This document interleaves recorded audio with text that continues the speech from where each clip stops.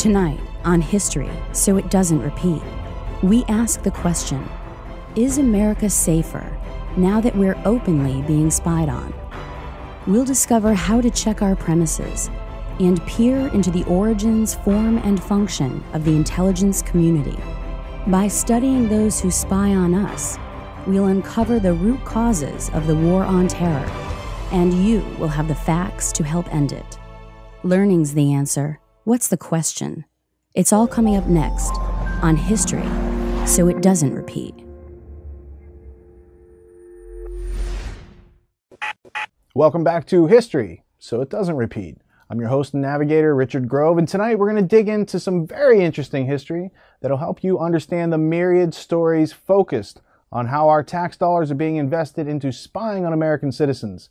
We're going to examine the primary assumption that intel programs spying on millions of Americans are justified to protect us from the so-called terrorists, and to do that, we're going to need to look into history. Joining me once again via Skype from sunny California is author Jan Irvin of Gnostic Media. And from Illinois, we have forensic historian Kevin Cole, who are both members of the Tragedy and Hope online research community.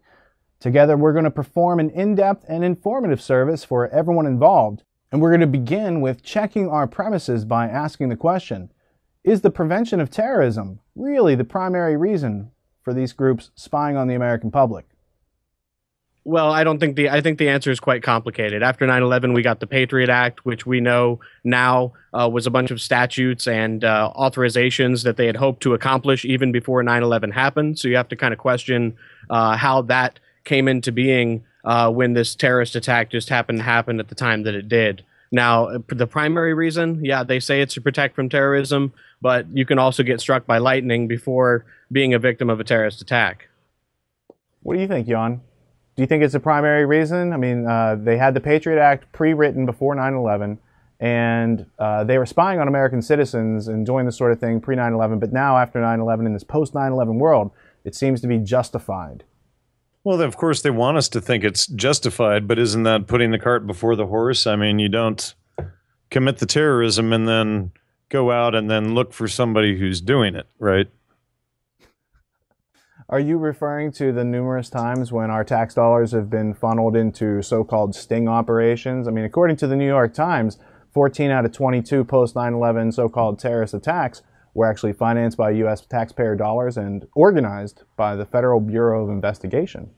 Sure, and there was an article that I found the other day, and I'm just looking for it now. Modern art was a CIA weapon. There's a whole bunch of these types of things here. This recent one, U.S. spy leaker goes ground on the BBC. All of these different stories coming out where they claim that they're using it for terrorism, but it's obvious that they're trying to collect information on the American public. But I think it's more important first that we take a step back for a second and define the word terrorism. And, and in fact, if in the Oxford English Dictionary, I think it was, and I had it up on my website years ago, terrorism was something that was used by governments. It was government by coercion. Government by coercion, exactly. But I think what would help us, beyond defining that word terrorism that has been so characteristic of 21st century life, let's go back in time to the early 20th century and look at the origins of this so-called intelligence community. I mean, if we assume that our tax dollars are being used to protect our rights, and we assume that these intelligence agencies are spying on us to keep us safe and secure and for our own good, then I think it's time to really check those premises to see if those assumptions are really true, because we're at a critical time in American history. I totally agree with you, and I think terrorism used to be a tactic, and what they've done is they've been successful through a clever public relations campaign on institutionalizing terrorism as an entity. Whereas some people who maybe don't watch the news as much see it as, oh well, that's a war on Islam. People that are directly involved in perpetuating this myth also have a lot of money to be made, because this constantly keeps the war machine going. Because terrorism as a tactic, you can't stop that with a regular war. So these are a lot of issues that I hope we are able to explore. Well, the first thing I want to dig into is the origins of this intelligence community that we know today. I mean, there's like 20 or 30 or more different intelligence agencies in the United States focused on both foreign and domestic surveillance. So there's a variety of these different organizations, but once upon a time, there were none, and then there were one. And I want to get into the people who, brought about these, the fine things like the CIA, and before that, you have to go to the OSS. And to get into that, I had to look into some of the books on the shelves in my library, books like The Old Boys by Burton Hirsch. That's one of my favorite books because it'll clearly show and demonstrate, and then you can go out and verify it if you don't trust it. Another one is Hugh Wilford's The Mighty Wurlitzer, which is published by Harvard. It's a very respectable book. It's not conspiracy theory. This is simply understanding the people, places, things, money sources of these so-called intelligence agencies. And what you find are people like Alan Dulles and Frank Wisner, who are Wall Street lawyers, who are internationalists, who are people who are not so much patriots, but have allegiances to globalist, internationalist ideas where they want to dissolve boundaries of all countries around the world and then create a globalist society. And that means collectivism. That means individuals lose their rights. And that's why we as individuals care about these things and take the time to delve into history. So who wants to take the first comment on the origins of the intelligence community post Paris Peace Conference 1919? There's a few different layers here. Obviously, there's one layer to keep the conditioning in place of what took place during World War I. And another layer is drugs and the opium trade, because a lot of the covert operations are based on that. And then you're going to have another layer such as Miles Copeland, who founded the OSS, whose son Stuart Copeland was in the band Police, and Ian Copeland founded IRS Records and FBI talent agency and these things.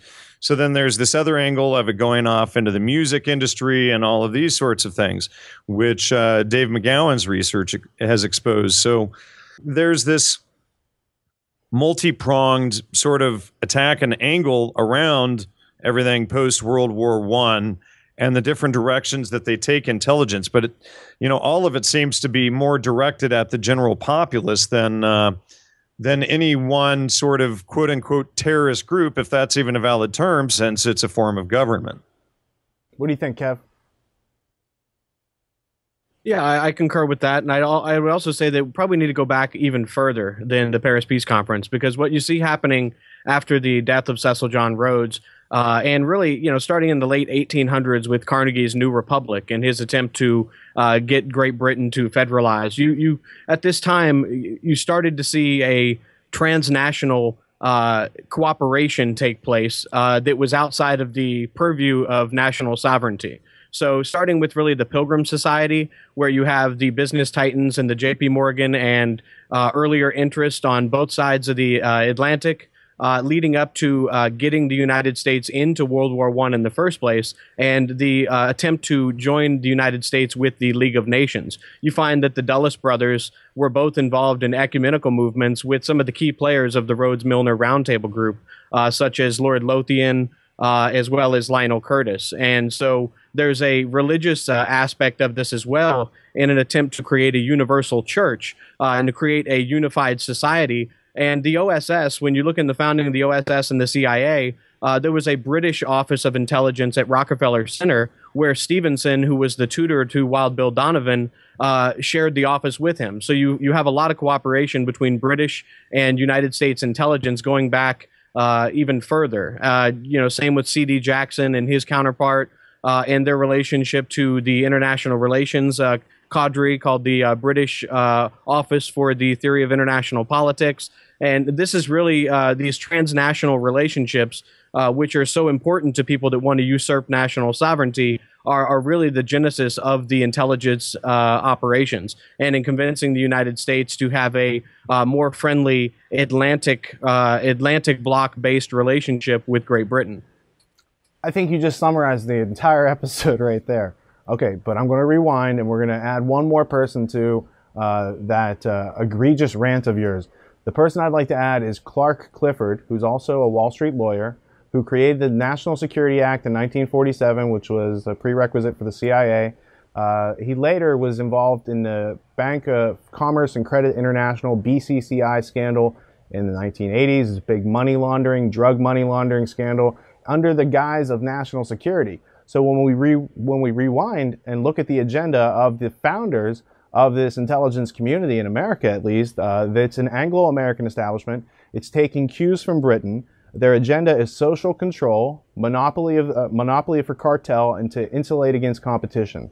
So when we see those James Bond movies now, having looked at history, we see that the MI6 basically works for an invisible banking class, not really represented in the films directly. And their competitors are who James Bond goes out and kills, and he's like an MK Ultra slave. So now that you have that angle on Ian Fleming, who was involved in MI6, and there's a whole bunch of different angles. He also wrote a very interesting book on diamond smuggling that you might want to check out if you're into Cecil Rhodes and De Beers and following this chain of history. So Cecil Rhodes, and you mentioned Carnegie, the New Republic book. I believe that was printed in 1893. And it's one of these books where, yes, he's making all this money in America. He's fleecing America. He's controlling America, treating his workers like slaves, taking these cues from Rockefeller, working together. And he writes this book and says, hey, you know what? America's time is past. It's obsolete. The new thing is internationalism. And so he's basically professing his faith and laying out this document, which was printed before the death of Cecil Rhodes and before the creation of the Pilgrim Society and creation of the Roundtable groups and CFR and all these other things that are legitimate political history in America that should be taught in every school, and every adult should be literate in these types of ideas. So while Bill Donovan and C.D. Jackson, you also mentioned, C.D. Jackson, we'll talk about this later maybe, but he was involved in the origins of the Bilderberg Group, and there's some Nazi financiers and agendas involved with that. So, you know, there's psychological warfare. When you think C.D. Jackson, first, before you think publisher of these big magazines, think about the fact that his specialty is psychological warfare. And who's he surround himself with? Nelson Rockefeller, who was also in psychological warfare during World War II, Eisenhower, Nixon, these other caricatures of human beings that we've been, you know, portrayed as our leaders. But now that we grow up to be adults, you find out these people, they're not only human beings with real errors, they're compromised and not really doing the things that we thought they were doing on their own. So jumping back into it, Jan, this idea of spying and deception and counterintelligence that the intelligence community brings into our world, into our notice, it's advertised through movies. Now you can read about it every day in the newspaper with everyone being spied on these days so openly. What are your comments on how these types of organizations use, call it dark shamanism, call it psychological warfare, call it black magic, the black arts? How is this use of deception useful to them, and what do they gain from it? Well, it's probably just as much a double-edged sword for them because it's all done on irrationality and ignorance, and these things tend to fall back on them when they're revealed rather than being upright and forthright about things. So when this type of dishonesty is always used, there's always an air of just total irrationality and underlying stupidity. Now, that being said, they're very clever with their lies and their tactics and their techniques, and it plays in on, you know, on so many different levels of the social control, be it LSD and entheogenic drugs, or using logical fallacies to control people, or, you know, providing false information in the mainstream media, etc. These are all forms of mind control that come together. You know, you can't really see it if you just look at one thing. You know, you'll probably miss it if you just, you know, but if you see compulsory education, if you see the mainstream media and all of the disinformation, if you see the logical fallacies and logic not being taught in the trivium method, etc., and you see all of these different things laid out, then we can bring together a coherent picture on why and how it's used, and, you know, and where it's directed at. And sure, maybe to some extent they do operations overseas so that they can create wars and false flag operations and things like that, because a lot of the way the military industrial complex works is through creating these covert operations and then PRing them or using false information on the other side to keep them going, etc. Now, this guy, Clark Clifford, he was tied in with Mary Pinchot Mayer, who was killed, the Iran hostage crisis, the Vietnam War, which is, interesting because, as, going back to what I was just saying, 60,000 boys killed in the Vietnam War here.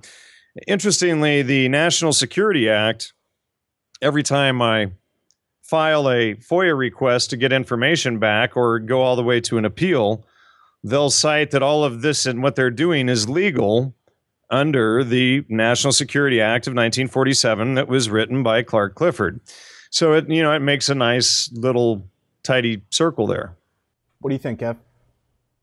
Well, yeah, and Clark Clifford, of course, later becomes the Secretary of Defense after being a real famous lawyer. He gets caught up in the BCCI scandal with the money laundering. And as we know, if you follow the trail of the BCCI scandal, you find out that they were not only involved in funding weapons and money and funneling this through the Iran-Contra affair, but they also were involved in the funding of the Afghan Mujahideen that was fighting Soviet Union on a proxy war on behalf of the United States. And then you, as a result of that, you get heroin and importing of heroin in the United States and Europe, and that whole market goes up.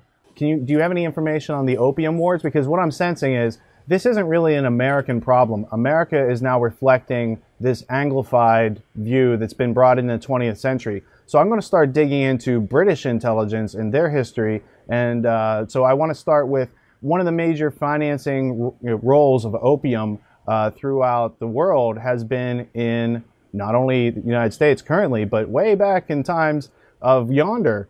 Back in the 1800s, 1700s, the British Empire had a thriving opium trade that it was using to suppress a certain group of people. What's the history on that really quickly before I move on with this next point? Well, are you referring to certain families within the United States that were involved in opium smuggling and trading, or? Well, okay, so let's go with the Russell Trust and the Skull and Bones and work back to the British East India Company. Well, while we're with BCCI, it's interesting to note that John Kerry was put in charge of the congressional committee investigating the BCCI scandal. And that's kind of ironic when you find out that he is a member of the same Skull and Bones secret society as one of the families being investigated, which, of course, we know as the family of George Bush. George Herbert Walker Bush and his son and Prescott were all members of this secret society, Skull and Bones. Now, historically, if you look into that, you find quite credible information that the Russell family had been involved in opium smuggling going back into the 1800s. William Huntington Russell founded Skull and Bones. He also created the Pony Express, interestingly. And you're right on the 322 Skull and Bones. Now, if we go back a step there to the opium trafficking, what we find out there is that, and I tried to verify this reference with Rich a while back. We may still need some grammar on this particular subject, but maybe, Kevin, you have it. But it appears that Sir Thomas Henry Huxley, who is Aldous and Sir Julian Huxley's grandfather and Charles Darwin's propagandist, he was involved in the opium trafficking of the 1800s. And then and that is with opium. Now you go forward, you skip a generation, and then Aldous is at the Esalen Institute promoting the same thing essentially as his grandfather, but rather than using opium, they're using psychedelics and positive thinking and the New Age spirituality. So it's the same thing, just modified. It's like they released a new version of the program there. And so then that, it goes from Thomas Henry Huxley over to Julian Huxley on the other side, his other grandson. And so Julian Huxley was behind UNESCO, and he was behind the British Eugenics Society and a number of these other organizations. So then, here we have this nice little tie-in to the eugenics programs, et cetera. Now, this is only one angle, but has anybody else done any more to flesh out that Thomas Huxley association to the opium wars? I have not yet, but I pick up the pattern that's being laid down, that these internationalists control black markets, they're into eugenics. There's overlapping patterns from these different lines of study that we've all looked into: social control, cybernetics, eugenics, GMOs, all, financing, central bankers, all these different layers. It's a finite planet. there are certain groups of people that have certain overlapping interests, call them collectivists, and they've basically been infesting our intelligence agencies for the past century, changing the values, beliefs, actions of Americans through these types of programs. So I wanted to ask this question, if you guys are all right with me moving on. I wanted to ask this question about... I think Kevin's got something for you there. Okay, go ahead. Yeah, I just wanted to pick up where I left off. It was William Huntington Russell's relative, Samuel Russell, who was in charge of one of the largest trading houses in China during the same period of time as the Opium Wars involved with the dynasty versus the British Empire. That's pretty impressive. Excellent. I didn't have that little link there, so that makes a nice, tidy little circle right there. Now, tying this circle in a knot, I want to introduce this character. You guys may or may not be aware of this character. His name is Harold Kim Philby. He's named Kim after a Rudyard Kipling book that his parents liked. And I'm sure Jan knows the Freemasonic secret society history of Kipling and how it plays in it, as does Kevin, into Cecil Rhodes. Hanging out with Cecil Rhodes and whatnot. That's an underlying theme, but let's stick to the facts. Harold Kim Philby was an MI6 agent. He was part of British intelligence, who was also a double agent for Soviet Union's NKVD. So this guy was, intimately involved in Britain's secrets, and at the same time, he's working for the communists. And that sounds kind of out there until you discover the history where communism was being funded by the same people that fund the Western world, and that the Western technology is being used to, prop up the communism in the Cold War. So there's all this history, call it Anthony Sutton or Charlotte Iserby or John Taylor Gatto or any of these characters out there who have looked into this history. But the idea is that there was this guy, a double agent named Kim Philby, part of the Cambridge Five, which was a group of communist spies that had infected the Anglo-American intelligence establishment, and they're very much connected, America and Britain. So can either of you tell me anything about Harold Kim Philby? Well, what I can tell you is that, you mentioned he was a British intelligence officer, double agent for the Soviet Union as well as the KGB.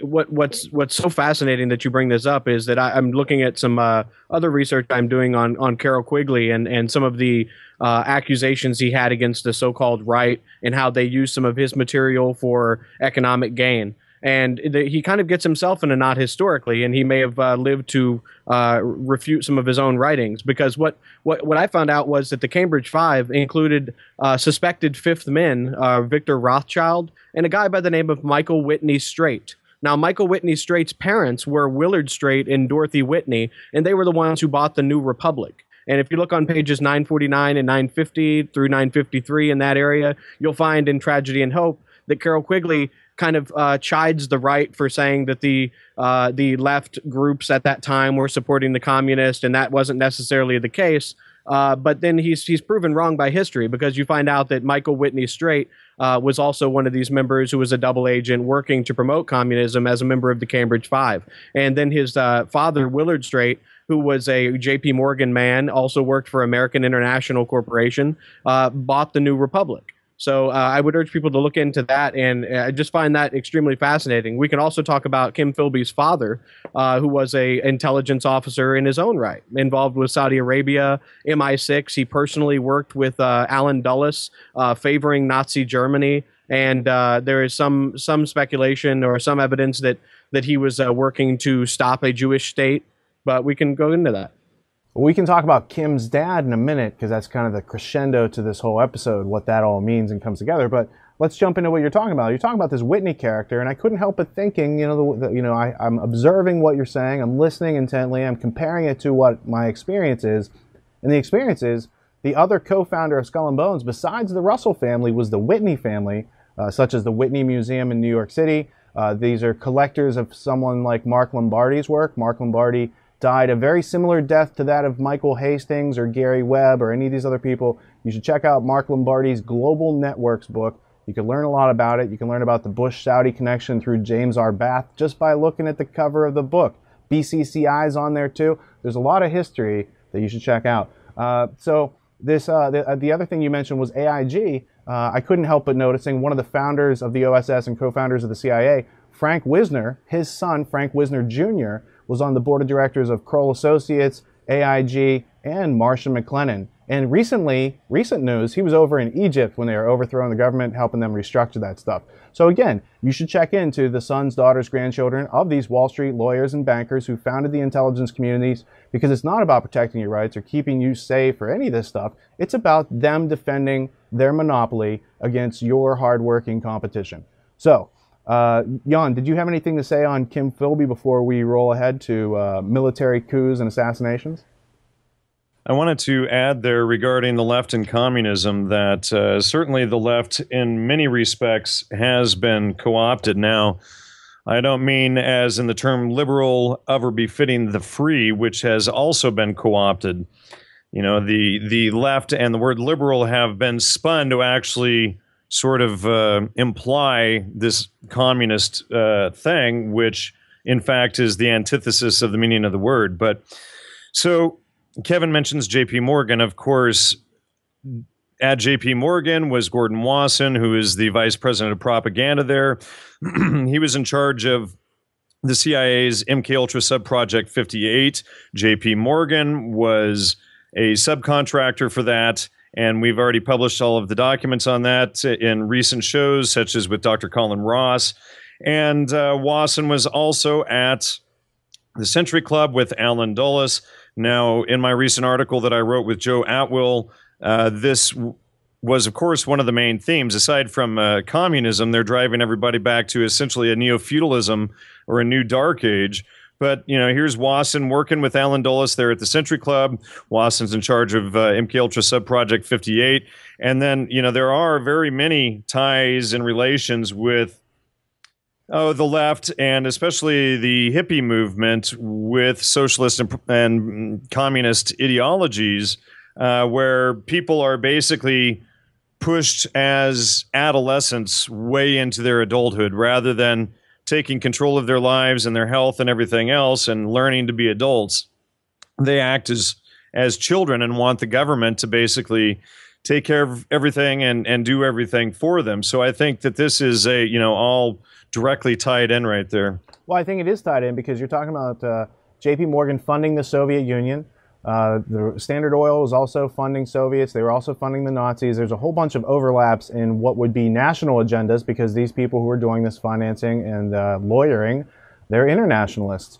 And so you also have ties into the MK Ultra culture through J.P. Morgan and his interests and that company's interests. And the Rockefeller Foundation is deeply tied to MK Ultra. Kevin, right, that's right. Are either of you aware of Rockefeller connections, financing MK Ultra? Well, actually, the Rockefeller Foundation was involved in funding MK Ultra through the Allen Memorial Institute, I believe, which was in Canada. Is that That's correct? That's where you and Cameron worked, right? Right. And Ewan Cameron, of course, went on to be the head of the American Psychiatric Association. He was involved directly in the laboratory experiments and trials that stemmed out of Alan Dulles' office at the Central Intelligence Agency. Yeah, I would agree with that, and I just found my other citations here. They're also involved in hemp prohibition, which is interesting. John Foster Dulles was there. Yeah, definitely, and Rand Corporation is there now. Didn't they come up with the term conspiracy theorist to keep people from investigating matters? I think that's accurate. I know the first reference I've seen is from a 1968 FOIA request. It's a CIA document, and they're saying basically, how do we deal with Ed Epstein's book on the Warren Commission? And they're saying they have a protocol. It says, don't even worry about what it says, deny, and basically use this term. And it says, quote unquote, conspiracy theorists as a derogatory term without even addressing the content. Just basically make fun of them, and then they gave a bunch of examples. It's a fascinating document. I think it's CIA document 1035. If you do a little Google search, you can probably find it. I think that was the number of it. But it's a fascinating piece of history because you can see the origins of this word, and then it doesn't really pop into the American public vernacular until I believe 1996. It shows up in the Oxford English Dictionary, and that's where you see it because of the movie Conspiracy Theory by Mel Gibson. Or with Mel Gibson, it was released at that time. So getting back to this idea of intelligence agencies and social control, we talked a little bit about MK Ultra, but now let's talk about how they assist military, coups and actions, covert operations around the world. How sometimes they're carrying out assassinations of leaders in other countries. I know that Kevin and I have recently seen a clip. I don't have the freedom to show you here, but it's Lieutenant Colonel Anthony Schaefer, and basically what he's relating is that under the Pentagon's plans for information warfare, assassination is covered under that. They can assassinate people under the Department of Information Warfare in the Pentagon. I don't know how much we can talk about exactly with that, but for anybody unfamiliar with Lieutenant Colonel Anthony Schaefer, a little bit of background on him. He was involved in the Defense Intelligence Agency's Operation Able Danger project, in which he claims in his book Operation Darkheart, which was heavily redacted by the Pentagon.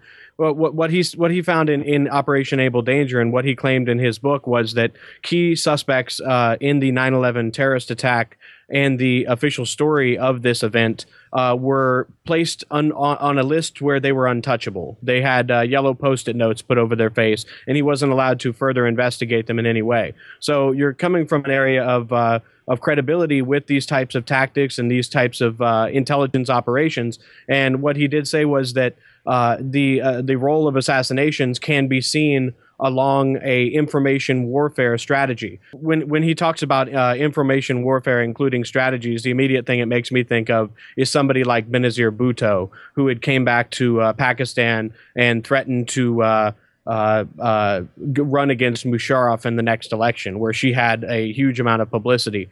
And it's something like her assassination could have been included in an information warfare strategy. Now, I'm not saying that's exactly what happened, but I have seen quite a bit of evidence to suspect that as a possibility. So you're not talking about people that view the death of one individual with any kind of empathetic concern. You're talking about somebody or the type of person that views human beings as targets in order to effect changes in their own information strategy.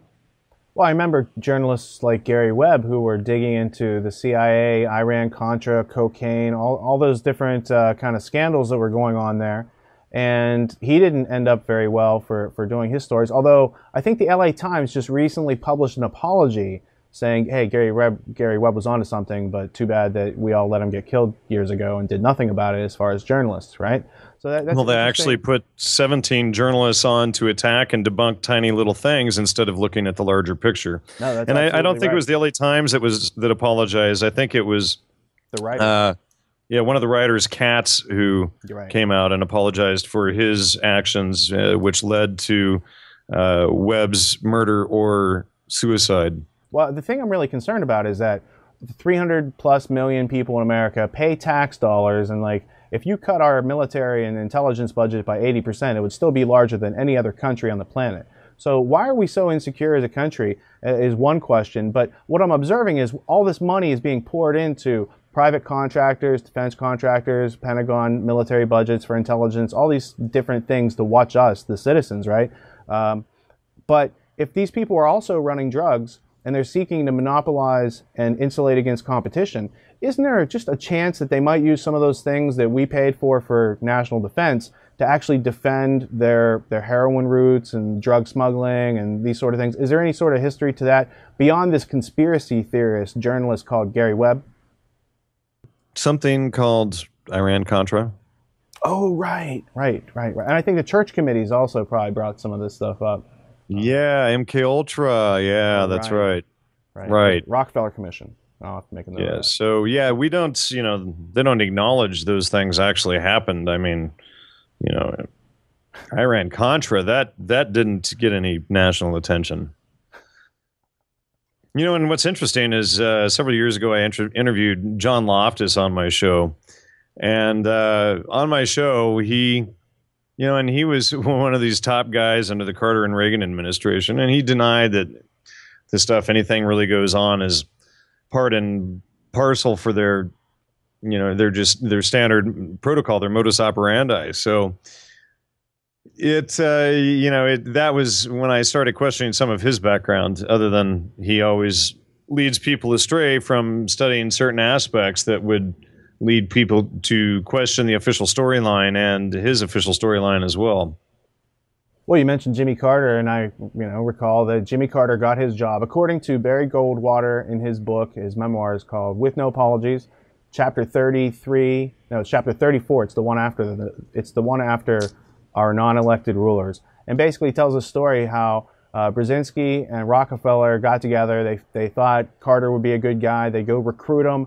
They do some Wall Street bank deals to help get this all solidified, to fund him, to make sure he gets to be president. And so Carter's initiation into the Trilateral Commission is simply, a ploy to get him on the ticket so people know that he's a made guy and he can go do these sort of things. So Carter's national security advisor was this guy Brzezinski, who we're going to come to in a couple minutes. But I want to talk about this thing called the National Security Advisor or the National Security Council, the people who kind of direct these intelligence agencies on their covert ops, their drone strikes on people and all this sort of stuff. I was curious, who are these people on the National Security Council? How do they get their jobs? Are these people that we elect? I mean, obviously they're in control of influencing the direction of all these tax dollars that we just throw over the wall to the IRS. So have either of you looked into the National Security Council? Sure. The National Security Council was founded in 1947 by Harry Truman. And the goal of this, at face value, is the coordination and control of the armed forces, the Central Intelligence Agency, and any other operations they have. And they thought back then, much like, the Homeland Security Department now after 9/11 was supposed to, re-coordinate everybody together because the intelligence failures that led to 9/11, they used this idea of intelligence failures as the way that 9/11 happened, when we know that George W. Bush had the August presidential PDB in his hand a month before that outlined quite a bit of this plot. Now, back to the National Security Council. Yes, this is a plan put forth by Truman as a way to, at the time, kind of make up for intelligence failures during the war. And you see that Truman, of course, is responsible for putting forth the Marshall Plan, later on furthering the Marshall Plan. And when you look at individuals who are close to the president who are advising him on this, you'll find that Richard Haas, the president of the Council on Foreign Relations, who is also a Rhodes Scholar, had also been in the position of National Security Advisor. So it's a group of individuals that are pre-selected, usually from foreign policy think tanks, also from industry. You'll find some from oil and business that are in there from time to time. But each administration gets to pick their own national security advisors, and I believe there is some permanence, in continuity, just like we saw today with FBI Director Robert Mueller stepping down and Obama putting in James Comey. And James Comey was, of course, the Republican appointee of George W. Bush. So there's a lot of continuity. You'll find, Henry Kissinger, Dick Clark, a lot of these individuals who are involved in the apology for 9/11 and the intelligence failures are some of the same people that surround the president and are supposed to coordinate these national security objectives. Well, what you're noticing is a continuity of influence. I was looking at my brain model over here. I also see someone named Philip D. Zelikow as part of the National Security Council at one time. Now, does the National Security Council have, does it have obligatory rights? Does it have authority over the Joint Chiefs of Staff? I'm not sure if it has direct temporal authority over them, but I know it is responsible for advising directly the president, who is then making decisions based on this panel of advisors. So I'm not familiar if they have authority outside of the president's chain of command. There are probably authorities that are delegated to them that they act upon quite regularly. And I also noticed there's a lot of famous historical events that go on in 1947. There's Roswell, whatever that was. There's the National Security Act. There's a creation of the CIA. I believe, wasn't Israel created in 1947, or was that 1948? I don't want to digress into the history of other countries. We're sticking to our own intelligence tonight. We'll have to do a whole other show on the Anglo-American Israel connections to intelligence, and we'll include Amdocs and all those good companies, but it would take more preparation. I'm just trying to stick to the Anglo-American establishment tonight. I wanted to take a note here that the policies of the National Security Council, of the CIA, can be best reflected as admit nothing, deny everything, and make counter accusations. And that's what the term conspiracy theorist is. It's not addressing any facts or references or evidence. It's saying, hey, whatever you said goes right past me. Conspiracy theorist, it's a retort. It's an example to make a counter accusation that you don't know what you're talking about, that you haven't done your homework. And that's what Alan Dulles is most famous for saying, although it's hard to find a written reference of it. It's a brilliant saying that he said, well, you know, when people said about the Warren Commission, and aren't you concerned that they're going to find contradictions? First off, the Warren Commission and 9/11 report, there's nothing in there that wasn't brought out as consensus. It's agreed upon truths. And if it didn't have unanimous consensus, it doesn't make it into that report. And truth is not consensus-based, it's objective. So that's why those reports are no good. But he said, the American people don't read. That's why no one's going to figure this out, that the internationalists had actually pulled a coup and wiped out the president of the United States in front of everybody on TV. I mean, you have a nice guy like Walter Cronkite, and he's taking off his glasses, and he's like telling you he's an internationalist. He's one of the globalists. He's a world federalist. There's a famous speech with him and Hillary Clinton at this World Federalist Conference, and he says a comment to the effect of he was being accused of being part of the New World Order of globalists who want to, you know, dissolve nations and internationalize everything. And he has this quote. I don't even want to repeat it, but maybe I can cut to it without copyright infringement on YouTube. We'll see how it works out in post-production. He wrote, literally, any attempt to achieve world order before that time must be the work of the devil. Well, join me. I'm glad to sit here at the right hand of Satan. Let us hear the peal of a new international Liberty Bell that calls us all to the creation of a system of enforceable world law in which the universal desire for peace can place its hopes and its prayers. But the idea is that what we're being exposed to with real history is counter to what we were taught. These ideas that we're taught in America about how things work, the checks and balances, and all this power and money, all this stuff that you're giving as individuals that make this big thing called America, it's all being used to our best benefit, and it's really helping people around the world. And we're trying to spread liberty and crack down on tyranny while we have gulags in this country and people being renditioned and people being assassinated and drones being authorized in this country. There's a lot of things going on in this country that are kind of just getting on the edge of some bad dystopian fiction that I would like to stay away from if we could all just use a method of thinking critically. And that's in our other episodes. But this episode is really about who are these people. And now I think we're beginning to see, we're getting to paint a picture that these are the people who think that they're above the law. So if you compare that to the actions of the 21st century here, Patriot Act, CISPA, NSA spying on everybody, all these different things, these didn't come out of nowhere, these situations. They have a root, a basis in history. These people have a purpose, an agenda, and we're trying to flesh out what that agenda is without scaring you too much with it all at once, because it is vastly different than that which our nightly news programmers on CBS and NBC and ABC have told our families and ourselves over the past decades. I think that's a great point we did make with the alleged quote from Alan Dulles, whether or not there's confirmation of that or not. I think that really rings true. And the way that they are able to operate with impunity is that nobody's having the same conversation that they are. As long as people are looking over here or constantly distracted by the media or the what I would call the unity box that is trying to sell people on the same ideas and the same way of looking at all topics. It's just that people aren't reading the same information and therefore aren't having the conversation.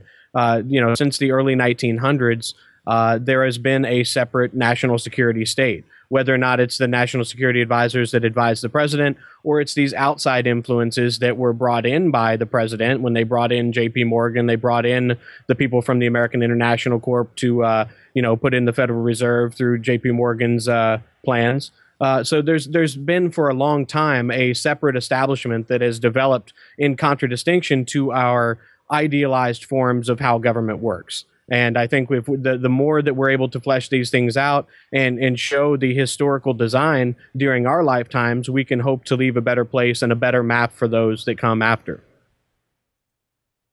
Let me just throw in there real quick regarding the Century Club, because the Century Club, Alan Dulles, Gordon Wasson, Dwight Eisenhower, Aldous Huxley, and, there's hundreds of other people, but this Century Club really seems to be a key center behind a lot of these operations. And it, I think in the 1800s was supposedly a center where they met to strategize and create, military strategies. So, if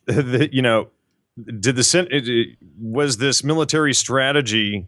The question is always against the people, as the evidence about the Century Club and the CIA and these other, the NSA, et cetera, these other organizations show.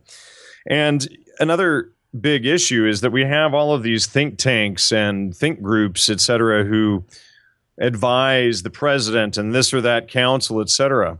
Well, it seems to me that without public oversight, these types of committees and think tanks, et cetera, should be illegal, because they should be elected people before they're allowed to advise a president or someone. I mean, there has to be public oversight there. I think that's a great point that you bring up with the Century Club. And I think what we can distill from it is this, is that the Century Club, like many of these other clubs where they would get together and discuss foreign policy, was created to aid Great Britain. And why was it created to aid Great Britain? It's because Great Britain, ever since Carnegie made his proclamations, was being seen as declining in stature around the world. They were losing power throughout the imperial Commonwealth. And so with the Century Club being created to aid Great Britain, this is the common thread that we find throughout Atlanticism, or the philosophies of the Council on Foreign Relations and the philosophies of the Atlantic Institute, as well as the Council on Foreign Relations. And because so much of what is surrounding the Council on Foreign Relations activities has been put in such a cartoonish manner, where it's been linked with groups where there is no linkage, and there's never been a real discussion amongst those that are trying to make a change and speak against this to actually outline the philosophy that they put forth. And I think that's what we're doing here now. And it's really this Atlantic philosophy that Great Britain was an Atlantic power that was so powerful, and something that even Carroll Quigley in Tragedy and Hope said was his sole disagreement, aside from the secrecy that the group put forward, is that he really saw them as a European power, and they were trying to claim Atlantic status, where it would be this union of democracies and there would be an enhanced cooperation, what Carroll Quigley put forth and said as the balance of power strategy. And if you look into Ludwig de Hio's work on the precarious balance, this really lays out what we're talking about. And then you start to see that the Bilderberg Group, which Richard mentioned earlier, which was founded in relation to C.D. Jackson, bringing them to the United States, and other institutes that were involved on both sides of the Atlantic, to get the United States involved on a permanent basis. They had their first meeting and they weren't sure if they were going to continue yearly, but thanks to the help of C.D. Jackson and others, they went ahead and went through with that. And so the Bilderberg Conference can really be seen as a continuation of the Union Now strategy and the Union of Democracy strategy, except on the global business level. Well, and Union Now is Clarence Street was a Rhodes Scholar, as was Stringfellow Barr, who wrote, I forget the title of his book, but it's an internationalist book. It's the same type of philosophy. And one of the keys of this Atlanticism is that the people bringing this to America are not about individual rights or any of this sort of stuff that we call American, the American way. It's about collectivism. They're partnered with communism. Quigley says very clearly that these people, that even though they're capitalists, they fund and work with very closely the communists because they value the collectivist rights for their livestock. Not for themselves. They want to be gods. They act like they're God and have rights over you, and eugenics and Rockefellers and remodeling that as molecular biology. I mean, we can have a whole episode on that. They are on all fronts trying to harness our human resources, to take our attention, to make us waste our lives in servitude to them. And I'm just saying that if they're going to do that, they're going to have to work a little bit harder because we are getting smarter. This other idea of the Cold War being psychological warfare in reality. People like C.D. Jackson helped to construct that. The CIA helps to propagate that as long as it could go. And then they shift gears into the war on terrorism, which is where we're going with all this questioning into Kim Philby, because it was Kim Philby's father, a guy named St. John, or as the British would say, St. John Philby. And he was one of the people who was instrumental in creating the Saudi royal family, getting the British and American oil contract and setting up Saudi Arabia as it is today, starting out the Muslim Brotherhood, which is the Anglo-American proxy for terror, that can be conveniently used as plausible denial under the under the rubric of national security. And so all these things start to tie together. But before we do that, I had mentioned the Rhodes Scholarships and Union Now Project, which is an Atlanticism project. Let's go into the foundations and books like, Imperial Brain Trust or Universities in the Empire or Compromise Campus. Let me just say something, Rich, before we go there, if I may. Because, I was just looking at some of these other connections that I have here regarding the Bilderberg Group. C.D. Jackson, of course, last year, I noted in my article on Gordon Wasson that there were some associations there with C.D. Jackson. Of course, Wasson and Eisenhower were both at the Century Club together. Eisenhower was also a part of the Bilderberg Group there. And then if we cut over to, let's see here. Let me just go one more step here. David Rockefeller. Now, David Rockefeller, he was also a member of the Fabian Society, where Aldous Huxley was a member. Now, we mentioned him earlier and his selling of these things. And he was also a member of the London School of Economics, where Gordon Wasson went to school. Okay, so again, we have an immediate tie back into this little circle here. And the London School of Economics is one of the Rothschild banking empire financed institutions, as is magazines of our Congress, Roll Call and Congressional Quarterly. The Economist, there's a whole slew of international banker investments to help shape the attitudes, behavior, and Americans. Yeah, and the London School of Economics was, of course, funded by the Fabian Society. So that's a terrific point. And we could go into, for days, the history of the Fabian Society and Thomas Davidson's role with the settlement movement in the United States. George Bernard Shaw, you guys. Sure. And how this really leads to a lot of the transatlantic relationships that foster things like the Pilgrim Society and those that jumped on board with funding Cecil Rhodes' legacy. To your earlier question, I would start with this quote from Carol Quigley from Tragedy and Hope from page 950. There does exist and has existed for a generation an international Anglophile network which operates to some extent in the way that the radical right believes the communists act. In fact, this network, which we may identify as the roundtable groups, has no aversion to cooperating with the communists or any other groups and frequently does so. I know of the operations of this network because I've studied it for 20 years and was permitted for 2 years in the early 1960s to examine its papers and secret records. I have no aversion to it or most of its aims and have for much of my life been close to it in many of its instruments. I have objected both in the past and recently to a few of its policies, notably to its belief that England was an Atlantic power rather than a European power and must be allied or even federated with the United States and must remain isolated from Europe. But in general, my chief difference of opinion is that it wishes to remain unknown, and I believe its role in history is significant enough to be known. That's Tragedy and Hope by Carol Quigley, page 950. And what we're talking about here is the group that was propped up by Lord Milner and the other Rhodes trustees. Now, they didn't latch onto this as a permanent plan, but they saw it as their best opportunity at the time to bring the United States back under British dominion. They had already changed the name of the British Empire to the British Commonwealth. That's Lord Zimmerman and Lionel Curtis's doing. And this is all talked about by Carol Quigley in his works. But they latched on to an American Rhodes Scholars plan by the name of Clarence Strite. And he developed what's called the Union Now Project, where it was supposed to be a union of democracies, basically part of the three-power Atlantic bloc that Carol Quigley describes in his works.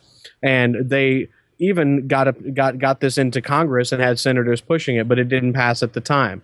But they still exist till this day, and they are still very much involved in the Council on Foreign Relations, the Straight Council, which at the time had people like Stringfellow Barr, and Scott Buchanan, who were involved in the Great Books of the Western World project. And it was all a way of creating aid to Great Britain by trying to create a federal union of democracies based on Alexander Hamilton, as read by F.S. Marvin, who was another member of the Rhodes Milner Inner Circle.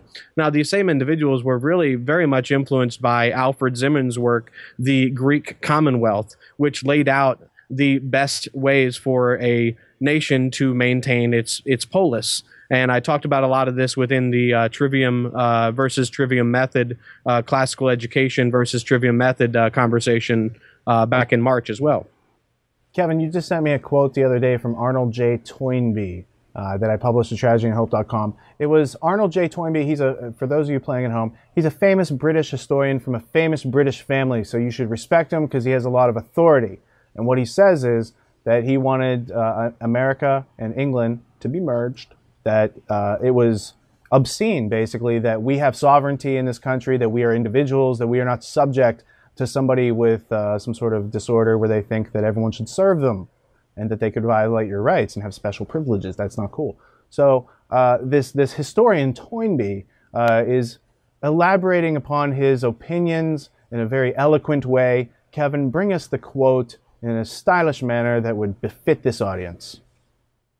Sure. That comes from the Trend of International Affairs Since the War. International Affairs, November 1931, page 809. Arnold J. Toynbee was brought into the Rhodes-Milner Roundtable Secret Society, according to Carroll Quigley, by Alfred Zimmerman. Now, Alfred Zimmerman and Carroll Quigley got together in 1947, in which Toynbee told him that I came into this secret society because I was involved in the Educational Alliance. Now, the Educational Alliance is all tied back to the settlement movement, where they were trying to move rich people into poor areas and poor people into rich areas. And you'll find that Arnold Toynbee's uncle had a settlement house named after him by Lord Milner himself.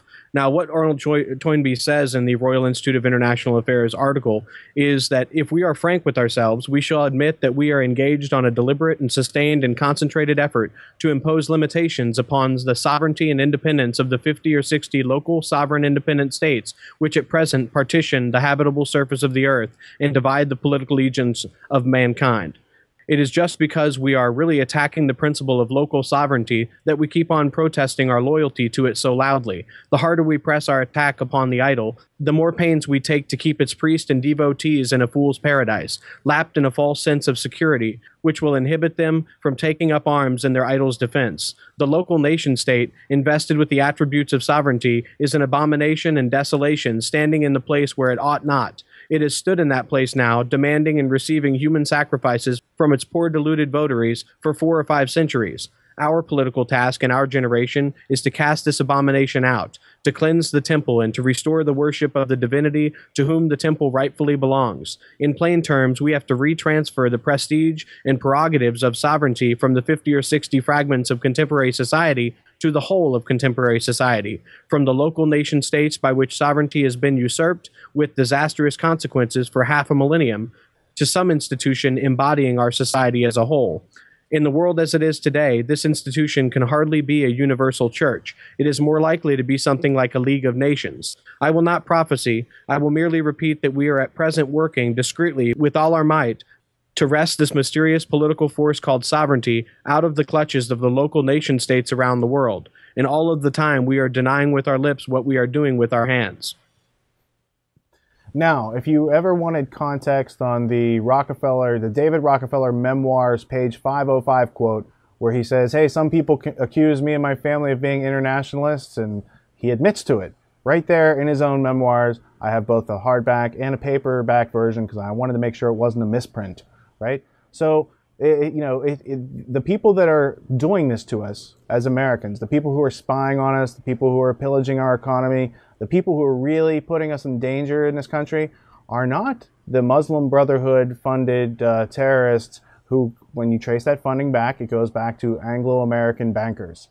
So it's not those people that are being funded around the world to attack us. It's the people funding those people with our tax dollars and doing it in our name, carrying out all these covert actions. So between the Rockefeller family and all these other powerful families, JP Morgan interests, the Rothschild interests, at the end of the day, we're told that we're under attack by these terrorists. And yet when you look into, like, well, okay, so Osama bin Laden, bad guy, let's get him. Where'd he come from? Oh, he was trained by Zbigniew Brzezinski, Jimmy Carter's national security advisor in 1979. And they broke laws to do that, but, that's how they do that. They fund these guys and then they turn up and they're useful idiots or however it works. The bin Laden family's been deep in business with the Bush cartel since the 1970s. And his money manager between the Bushes and the bin Ladens was this guy, James R. Bath, who again connects back to the Bank of Commerce and Credit International, Clark Clifford, money laundering, drug smuggling, arms dealing, and assassinations of innocent people. So If they were doing that on their own and we weren't funding them, that would be a problem. But since there's 300 million people in this country who have been purposely lied to, who have been subject to psychological warfare in their daily media, generation after generation, I thought we should spend some time fleshing this out, because it doesn't have to be that way anymore. Well, I would say that can't disagree with that. You know, it's certainly obvious that they're funding things like Al Qaeda and all of these other groups, and then turning around and years later, either if it's blowback and their own stupidity, or their own creation and creation of them, and then nursing them along so that they can use them for these very purposes later on, or if they're not just entirely mythical in the first place. But yeah, you know, as you said, it's not the Muslim Brotherhood and stuff like this. We have, besides the Anglo-American establishment, you know, there are so many ties into Zionism in these guys. I mean, Brzezinski, et cetera, all of these guys go into Zionism and this whole agenda. So aside from the Anglo one, which is real, there is also the Zionist agenda. And ironically, you know, Balfour and all of these guys, they work together on this. That is absolutely correct, that there is much more to learn on that topic, but I can reference Quigley's 1947 book, although it wasn't published till after his death, if I recall, titled The Anglo-American Establishment, in which he faithfully describes what I've found in history through separate artifacts. So having already done my research, I then read this book, and in this book, it gives a pretty faithful recounting of what's available out there to be independently verified. And what he explains is the history of the Anglo-American establishment and the so-called Zionist political elements that later created Israel. They are doing deals early in the 20th century, and even back into the 19th century.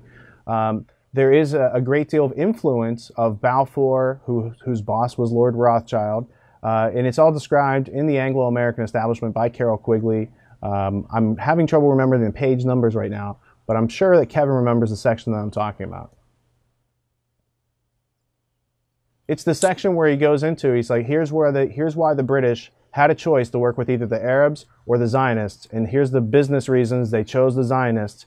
And even though they thought the Arabs were cool and they liked to hang out in those countries and they found them affable, they found better business with the Zionist political interests than they could depend on through the Arab community. And that's why, since St. John Philby all the way up through Zbigniew Brzezinski and other characters that are doing the same thing today on a ground level, I think Sibel Edmonds had identified one of these CIA guys who was involved with the Tsarnaevs and training Muslim Brotherhood people, having them live in his house. But I can't, that guy's name slips my mind right now. Yeah, I can't think of his name either. Oh, Graham Fuller. It says here that he specializes in Islamic extremism. Does that mean creating it, or what does that mean exactly, I wonder? Well, the Tsarnaev uncle used to rent a house from Graham Fuller, from what the evidence looks like. So it just seems like, again, taxpayer dollars going to the government, going back to the intelligence agencies to set up patsies, whether it's Imad Salem, an Egyptian military officer who recorded the FBI agent John Antisev in 1993, telling the FBI telling him how to make the bomb, use the real bomb. They knew, he was their patsy. He recorded that. That's history. You should check that out. So what we're tracking here is, for over 100 years, there seems to be this trickle of taxes up through a system back down into some sort of tyranny that, a gun that gets pointed back at individual citizens, not just in this country, but now that we have these drones flying all over the world, all over the place. I mean, this is like Skynet come alive. This is like a bad Hollywood movie that just won't end. We should point out that this guy Graham Fuller was actually responsible for the creation of Iran-Contra, and he was CIA for 20 years. So, ladies and gentlemen, if you want to look for the head guy behind Iran-Contra and the CIA drug trade, there it is, right there. Our so-called Islamic fundamentalist expert who, of course, creates and spins this stuff. They want you to think it's Oliver North. Oliver North was the bad guy. Or Reagan, the dumb actor who worked for the OSS and CIA since his career ever started. I mean, come on. That guy's not responsible for anything. If you think he was running this country, you got another thing coming. You should read some history. What do you think, Ed? He's got a cute little website, you guys. Graham E. Fuller, author, and it's got somebody like walking away down the road. It's like Your typical propaganda website him there, smiling all pretty. Do you have that Joy? Well, I think if we look at the... Do you have that Joy Camp app so you can see if they're targeting you with a drone right now, Jan? I already know they are. I mean, Michelle Meeks at the CIA, the one who I file all the FOIA requests Let Kevin respond. Okay, sorry, go ahead. No, it's fine. I was just going to say, with Graham Fuller, whether or not he was directly involved, here's the facts that we do know. As soon as the Boston bombing took place, they went looking for, the media did, looking for family members in which they could get on to get reactions from. And they go down to Maryland and they approach the Tsarnaev uncle. And they don't mention anything, and he doesn't mention that he had been involved in living with the CIA officer many years before. He had been married to Graham Fuller's daughter. Now, the ironic thing that I see, and we'll have to look into it more for investigation, is that Graham Fuller was with the CIA for 27 years, and then he goes on to the RAND Corporation, which is, of course, a contractor to the federal government as well as the Central Intelligence Agency. And his expertise on Islamic extremism just happened to cover the area geographically in which the Tsarnaev brother went back to, and where there's all kinds of fomenting of dissent and fighting going on with Putin at this time. So I find all of those connections to be highly ironic. I can't say that Graham Fuller knows anything more than he said, but I think the things that are talked about with the Turkish connections with Sybil Edmonds and the documentary that was done on her and the connections she's been allowed to release as the most gagged individual in the history of the United States are even more damning. We have Graham Fuller's 2008 book titled The New Turkish Republic, Turkey's pivotal role in the Middle East. And of course, over the last couple of weeks, we've had the large Turkish riots, etc. I wonder if there could be a connection. Well, I mean, that's the thing. When you pay attention and you start to do some digging, there are connections. Whether or not there was foul play or something, but there's always connections. There's always, an interesting story behind the names you're hearing and the history that we're alluding to. And that's what we kind of want you to dig into. In the absence of having investigative journalists in this country, we all have to kind of take it upon ourselves to be really critical of the stories that we're hearing across the internet and ask questions. For instance, the Boston bombing. There's a lot of contradictions. There's a lot of conspiracy theories. Most of them were spread by corporate cartel media outlets who don't verify anything because they don't have any investigative journalists. So it's kind of a circular loop. It's hard to tell the Psy War from real idiots. And I think that tells you about the irrationality of Psy War. They kind of have to make it look idiotic to get anything done. The Boston bombing, one of the case, you have the case of one of the witnesses in questioning, unarmed, who gets killed, who dies.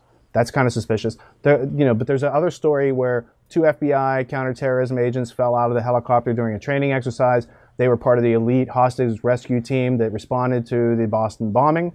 But everyone's saying that those guys were offed because they had something, they saw something they weren't supposed to, this sort of thing. So I did some digging into it the first day I heard that being reported. And it turns out that unit has like 900 guys on that team that respond all over the country. So just because they responded to that area or to that event doesn't mean they had any direct contacts with either the Tsarnaev suspect, or the brothers, or the evidence that's there, or any of it. So it's just hard because, well, it's not hard work. It's work we're not used to doing because we thought there were authorities protecting us and doing this hard work for us. But when you grow up, you find out, hey, there's not many adults around, and you got to outgrow the adolescence that has taken you this long to realize, and start asking questions, looking things up, using the resources, using the tools, and digging into all the other productions, because what we're talking about in this episode is connected to basically every other piece of our work, and yet all those pieces of work are unique pieces, components of knowledge that help you put together the puzzle. They're all puzzle pieces, but all the edges do touch together, everything is connected, and there is coherence to it once you start using a method to identify what is substantial and dismiss the arbitrary. Jan or Kevin, any closing words for this episode? Because there's so much more to talk about. We'll have to do this in other sessions. But to wrap it up for this episode, connecting the intelligence communities to the international bankers and the drug smuggling and the social control, spying, cybernetics, all that sort of stuff. Anything you want to say on those topics? Well, these topics all have real world consequences. When you track back the funding for BCCI, you do find that the Afghan Mujahideen, who of course is Zbigniew Brzezinski, touts his involvement with in fomenting their angst against the Soviet Union. He tells them that God told you this is your land and you need to go after that. There are very real world consequences. Now, whether or not we are talking about blowback, as Jan mentioned, or insider knowledge, those are things that we can flesh out in future episodes. There's quite a bit of evidence that they will go to those lengths. So I think this has all been a very relevant discussion, and I look forward to speaking on it more. You know, I agree with Kevin. These are all very pertinent topics, and people need to stop burying their heads in the sand regarding them and dismissing them with, you know, cliches like conspiracy theory, and actually get down and follow the paper trail and the citations. And in fact, while I'm thinking about it, maybe it would behoove us to do an episode or few on how to do research, so that people get the concepts of tracking down and verifying information, so that it's all live and people can grasp that, and then move beyond name calling such as conspiracy theorist, etc., and get into the reality of fact checking what these people actually say and do. That sounds like a great idea, because, you know, this idea of terrorism that we defined at the beginning of this episode, when you juxtapose it to this coercive state of spying and removing everyone's privacy and dissolving our rights and dissolving nationality, that is terrorism. I did have one thing I wanted to add that might be of value. You can decide for the section after the Arnold Toynbee quote. When Arnold Toynbee is talking about the universal church, I would point people to the ecumenical movement. There's a book called The Universal Church in the World of Nations, which is written by Marquis of Lothian, Philip Kerr, Sir Alfred Zimmerman, and John Foster Dulles, among other people. So this shows the international, ecumenical, and continuity amongst the people from the United States and Great Britain in trying to bring about a universal church or a world of nations. And this all took place out of the Oldham conferences and the moot that Dorothy Sayers took part in 1937. Well, I'm going to see your quote, and I'm going to one-up you, just because it makes a great ending for the show. Fabian socialist fiction writer, question mark, H.G. Wells, also a member or friend of the Rhodes Roundtable. He sat in on our meetings. He was privy to their world agenda. He has this famous quote from this book called The New World Order in 1939, in which he talks about the New World Order, and he describes it as a, quote, new world religion. And religion is just a veil that they're putting between themselves and the public. It has to do with a cybernetic net of collecting information, using artificial intelligence to chew on all that data they've collected on you for the past 10 years, to create a profile where you're predictable, so they can market to you, so they can keep you distracted, keep you watching some box or some screen that's not informing you with life-giving information you can use to survive and thrive in the world and be happy. That's another point, but survival comes first. And I think our survival is, it's up for question right now. Can enough people wake up to realize that an immense amount of our resources are being stolen, and the other part that's not being stolen is being redirected toward enemies we don't have, when we should really recognize the origins and elements and purpose and form and function of these intelligence communities that everyone just thinks are so cool, and make another TV show about them, and it's cool to just do that. Yeah, I would agree with that. You know what, Rich, just to throw in real quick regarding New World Order and religion, you know, this is definitely, in my opinion, the New Age or archaic revival, how it's been sold, which has been tied into the psychedelic movement, etc., that we exposed recently in my article, Manufacturing the Deadhead, a product of social engineering. And I think these are all definitely related. And when you get people to accept non-critical thinking as a religion, you know, it's pretty much over from there. So this is why it's so important to get people to wake up, start thinking critically, learn how to research, learn how to filter the fallacies and the nonsense from their own minds. And that's a great way to leave it. They got robots making robots. They're making drones. They're going to stop making manned airplanes, and manned flight's an obsolete thing that only happened for 100 years in human history. And they have a great Skynet and Cybernet waiting for you, unless you choose to learn some history, think for yourself, and learn how to communicate with other people. Jan and Kevin, thank you for joining us tonight. I really want to thank you for taking time out of your schedule and enlightening the audience with your experience with history. Thanks for having me on, Rich. Yeah, thank you very much. And with all that being said, if you found the content of this episode to be of interest, then you'll likewise enjoy screening State of Mind, the Psychology of Control, which will help you understand some of the broader concepts we discussed tonight. Last but not least, if you'd like to know more, you can subscribe to our podcast, The Peace Revolution, which is available at tragedyandhope.com, where an hour a day keeps ignorance at bay. Tragedy and Hope, tools for thinking clearly. Until next time, thank you for tuning in and not dropping out.